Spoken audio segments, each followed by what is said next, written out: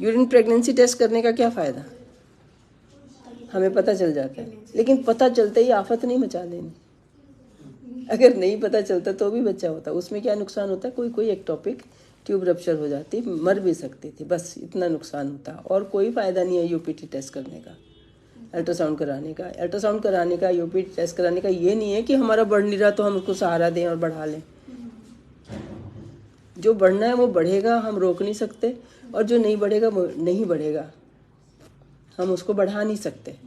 हम अननेसेसरी इतना ट्रीटमेंट करते हैं बढ़ाने का। जो एबनॉर्मल फीटस होता है, मैंने बता दिया ना कि ये जो नहीं ठीक से बनते हैं, टेढ़े मेढ़े जुड़ जाते हैं, ये इनको कैसे हम सीधा कर देंगे। अगर ये बाई चांस ग्रो हो पाते, हमारे बस में होते, तो एबनॉर्मल बच्चे हो जाते हैं।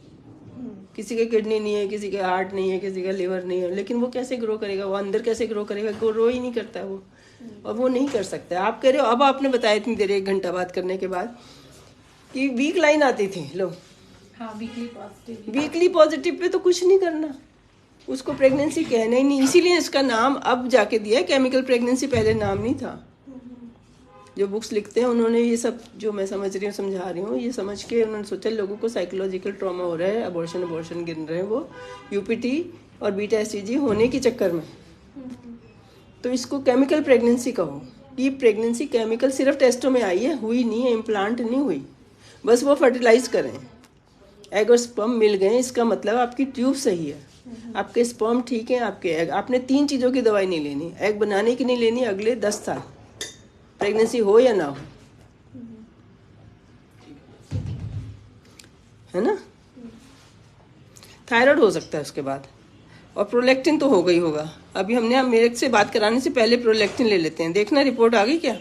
मेरे से बात करके ही ठीक हो जाता है प्रोलैक्टिन, इसलिए मैंने कहा हुआ है मेरी शक्ल दिखाने से पहले ले लो। जब अपनी कहानी सुना दे फटाफट प्रोलैक्टिन ले लो। तुम लोगों ने भी नहीं कुछ बोलना, इन्होंने भी समझा दिया तो भी नीचे चला जाएगा। ये बात अब समझ आई कि वीकली पॉजिटिव पे इतना हल्ला मचा दिया तुमने, और उसमें मीथोट्रेक्सेट लगवा लिया, यूट्रस में दिख नहीं रहा है तो ट्यूब में हो ना हो। हम क्यों मान ले ट्यूब में हो, यूट्रस नहीं दिख रहा, वो खुद ही नहीं ग्रो कर रहा, उसका कुछ नहीं करना, उसका तो कोई डर ही नहीं है जो ग्रो नहीं कर रहा। एक्टोपिक ऐसे मैंने बताया ना अभी तुम्हें कि जैसे दीवार पे हो जाए, है ना, एक दीवार पे हो जाता है, ये हमारा गार्डन था, ये दीवार थी, है ना, यहाँ पे हो गया, अब छोटा सा एक जरा सा दिखा, इससे क्या डरना, ये तो खुद ही मर जाएगा, इसको यहाँ खुराक नहीं मिलेगी तो। लेकिन बाई चांस कोई पीपल का पौधा हुआ स्ट्रॉन्ग तो बढ़ भी जाता है, और वो मिट्टी वाले घरों में था, तो डिपेंड करता है कि उसको वहाँ पे सप्लाई मिलेगी तब। ट्यूब में सप्लाई नहीं मिलती, 90% एक्टोपिक खुद ही नहीं ग्रो करती है। लेकिन हम जानने के बाद आज की डेट में ये नहीं करेंगे कि देखें भाई अपने आप रिग्रेस कर जाएगी, देखते रहें और इस चक्कर में वो बढ़ जाए। तो मीथोट्रेक्सेट का इंजेक्शन है हमारे पास जिसका कोई नुकसान नहीं है, वो लगा। लेकिन वीक आया तब तो बीटा एसटीजी कराने का मतलब नहीं है पैसे खराब करने, वो 1000 से कम ही आएगा बीटा एसटीजी अगर वीक आया तो।